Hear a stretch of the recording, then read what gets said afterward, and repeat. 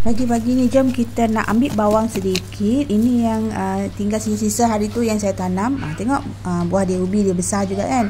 Ini dapat 4 biji. Lepas tu ada 2 biji lagi kat atas ni. Taklah banyak sangat. Dia macam sisa-sisa yang saya tanam hari tu, tapi dia masih boleh dituai lah. Dia belum besar. Dia lambat membesar itu. Okay. Tapi sebenarnya saya nak buang ni. Tengok ni. Ini dah masuk fasa generatif. Dia dah banyak dah bunga-bunga bawang ni. Jadi kita perlu buang.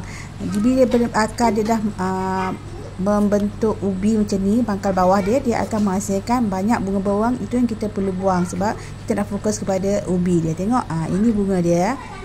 Dan kita kena cari dekat semua ni. Kalau ada bunga je kita buang. Bunga tu jangan terus buang. Jadikan kompos ke, kita buatlah masak. Taklah membazir. Simple je kan.